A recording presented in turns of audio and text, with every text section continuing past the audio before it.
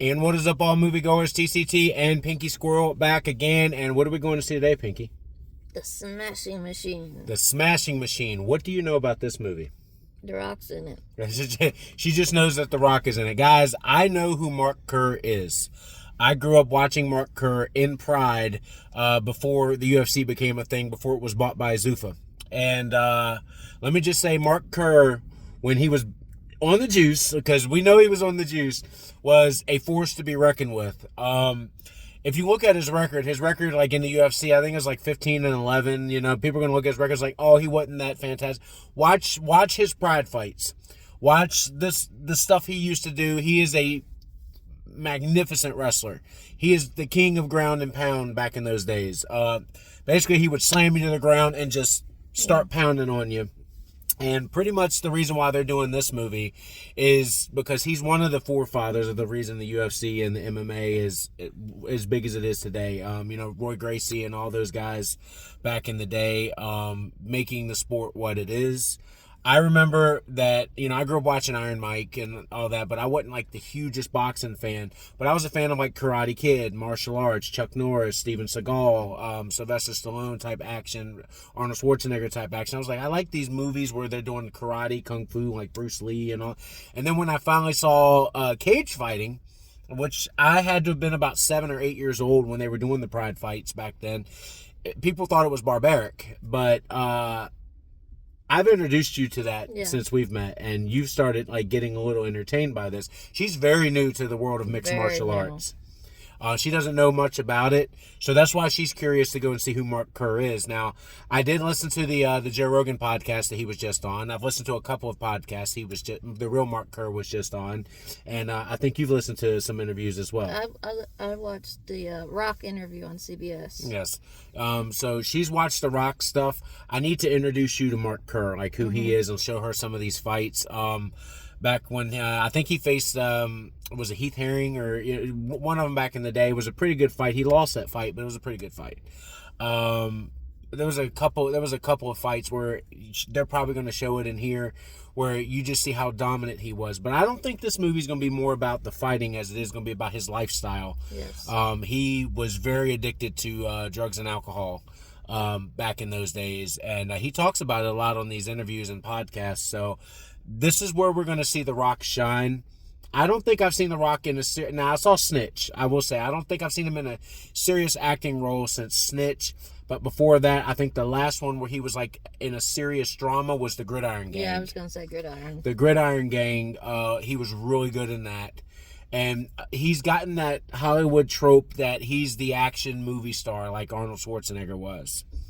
And I think it's kind of ticked him off. Now, I know he's been planning to do this movie for the last 4 years. They wanted to do it before COVID, and COVID kind of stalled everything. At least that's what Mark Kerr says. And then The Rock was, agreeing and saying, hey, yes, we've been talking for a long time.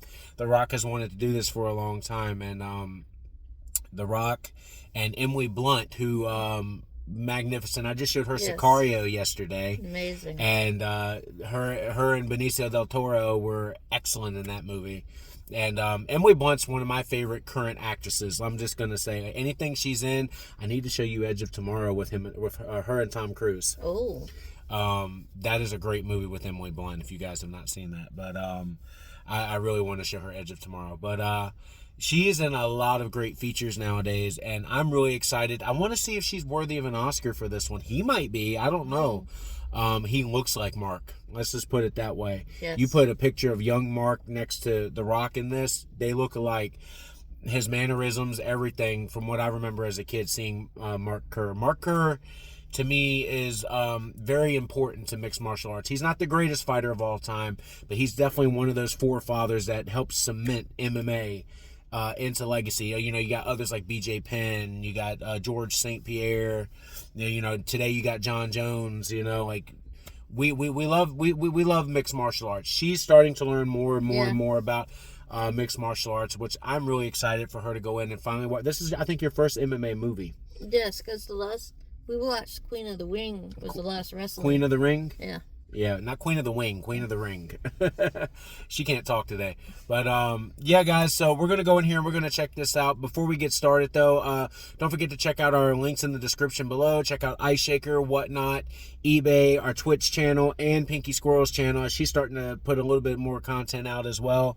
Our stores are getting ready to go through a revamp. I'm going to start trying to organize everything, get everything ready for you guys to purchase things. Maybe if you might see me buy something on the channel that I'll throw up in the eBay store. So I'll let you know if I do that. But we're going to go in. We're going to see the Smashing Machine. We'll let you know how it is once we come out. This Grand Prix to crown the greatest fighter in the world. He has come back from the brink. Let's see if he can pull out a victory over Mark Coleman.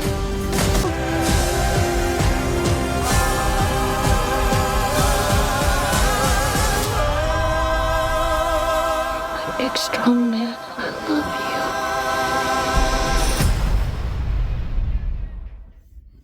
All right, guys, we just got out of the Smashing Machine. What did you think? That was a really good movie. It was a really good movie. The Rock and Emily Blunt did a great job. What was your favorite part about it?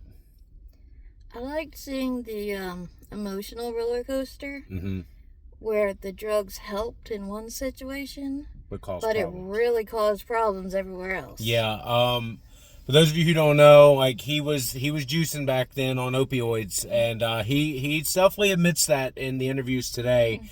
The Rock did a fantastic job showing that. You were asking me what was the alien music. Yes, and I didn't.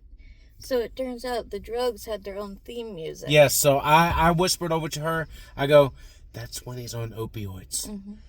That's why you're hearing the. It was weird. Yeah, so anytime you hear that in the movie, he's on drugs. And it's just showing you it's a bad situation. Like anytime he would get up and destroy the door or anything like that, it's a bad situation. Right. My favorite part was the Japanese bowl. Do you know about this? Yes. About the gold? Yes. Yeah. And I knew as soon as I saw him get it in the store, I knew that was going to come back somewhere, but I wasn't sure where. Wow, did it make a comeback? They did a great job with that bowl. There's a bowl that he buys in Japan for his girl Emily Blunt, who plays Dawn, and they're just as crazy together. They're both ADD. There's no way they're not. Like there's no way they're not ADD or ADHD. They match tremendously. Kind of, I was finding similarities with how you and I are. Like like I'll come home sometimes and be like, I'm doing this and you're not doing anything, and she'll be the same way. Like, it's very yin and yang, which is technically how a relationship is supposed to work. And I was like, man, I do that. And then she's like, whoa, I do that. Yeah. Like, you were turning and looking at me. Well, the banana part. Yeah. He's like, I thought you did half a banana. No, it's a banana and a half. It's like, we do that in some situations. Yeah, we do that in a lot of situations. Where our taste changes, and it's like, oh, I forgot to tell you. It's really cool. But, yeah, so one of my favorite parts of the movie, the music was meh. They did a good job. The Frank Sinatra scene was probably the best part. That I did it my way. And then the anthems at the end at Pride 2000. Yep. This movie takes place in between 1997 and the year 2000, which I'm glad it does, because it shows off one of my favorite fighters of all time, other than just Mark Kerr. It shows the Hammer Mark Coleman, who, if you guys don't know who Mark Coleman is the very first UFC heavyweight champion of the world. And when I was a kid, I knew who Mark Coleman was because he was very difficult to beat. He won a bunch of tournaments. He won the tournament at UFC 10 and 11 in order to, I think it was at UFC 14 or maybe 12. Correct me if I'm wrong in the comments. When he defeated Severin and won the UFC heavyweight championship. And I think that's who he beat for that. It was a long time ago. I was like, I had to have been like 10, 11 years old when that was happening. But yeah, the Hammer Mark Coleman was one of my favorite fighters as a kid, and he was the very first UFC heavyweight champion and he was inducted into the Hall of Fame in 2008, which is really cool. Okay, I didn't know that. Mark was still fighting when he was inducted into the Hall of Fame. Yeah, Mark Kerr. They said he retired in 09. He retired in 09. So Mark Coleman is 60 years old today. Mark Kerr is 56. Wow. So he's about 4 years older than him. And it shows it's more of a friendship movie when it comes to those guys. Yeah. It shows both of their growths, which is, I can really respect, the Smashing Machine for showing someone else's rise to fame as well. Yeah, I like that part. I love that it's just not just about Mark Kerr, but it's also about Mark Coleman. And, because Mark Kerr has his ups and downs, but it also shows how important these guys were to the sport of MMA, which is really cool. But I am really impressed with The Rock and Emily Blunt for the way that they acted in this movie. They were fantastic. Very different Rock. Emily Blunt plays crazy perfectly. The Rock plays he's kind of schizophrenic, and he's kind of ADD. He's kind of OCD too, like OCD. The leaves in the pool, and it's like there's only 5 leaves. It's very OCD, very ADD. I mean, because I do it. I'm like, I got to pick this up. I got to get that. Man, I'm doing all this by myself. Like, that's me. That's what ADHD is. And she'll tell you from experience. I do that all the time. I'll do it all the time. And then always after the fight, I'm sorry, I love you. I'm sorry, I love. Every time we do it. Every time and trust me, guys, yeah, we're human. We do argue, but it's always the hugs after, and they do that in this movie, and it really brings that type of stuff to the forefront, which I am very impressed with that. Yes. But Boss Rutten was in this. I was like, Boss Rutten playing himself, which is crazy because back then he's very young and he's like in his 60s, 70s today. See, it didn't bother me. I guess it bothered you because you remember him. Yes. For me, he was like Mickey in Rocky. Yes. He kind of felt that Mickey character. You also haven't seen Here Comes the Boom with Kevin James. No. Boss Rutten trains Kevin James in that movie, Here Comes the Boom. I love Here Comes the Boom. I don't know what many MMA fans think about Here Comes the Boom, but that's a fun UFC movie because we know Kevin James is actually a legit mixed martial artist. Oh. He's not like a UFC fighter level martial artist, but Kevin James has been doing jiu-jitsu and all that stuff because Joe Rogan's one of his best friends. He used to be his roommate. Right. So they've been training in martial arts since he was fat and training in martial arts like at the time. He lost a lot of weight lately. Cool. And for that movie he lost a lot of weight too. Like people know him as like Paul Blart and everything. It's he's the big guy, the King of Queens. No. He legit trains MMA all the time. Cool. Which is really fun. But seeing Boss Rutten in this was really cool, especially when he had the injury, when he messed his arm up. Like it was true to what happened to Boss Rutten, which is crazy. A lot of great fighting in this. We see Mark Kerr fall to Yoshida in the 2000 Grand Prix. They build towards the 2000 Grand Prix. We see him fall to Yoshida, and the difference is at the beginning of the movie he lost his first fight in Japan, and he started doing the opioids, and he's telling the guys like, really, you guys don't have anything stronger than this? Stronger, yeah. Oh, I need permission. No, you go get permission for me. Go get permission for. That's how addicted he was to the drugs. Yeah, and he didn't know the culture either. He didn't know the culture, and they're like, no, we can't do. It also showed how slimy they are over there, not paying him his $3,000 that they owed him. Well, they were taking advantage of his not understanding Japanese, which they do that. They look at pro wrestlers; they do that. I think it goes everywhere. They're like, no, we don't give you a new contract. We pay old contract. He goes, no, you didn't pay old contract. He goes, sorry, I don't speak English. That's literally what it is. Like, I mean, and it's dirty and it's crazy, but I mean, like this movie had everything drama wise. It felt like The Wrestler. You've never seen The Wrestler with Mickey Rourke, have you? I'd love to show her The Wrestler. What did you think of the Demolition Derby?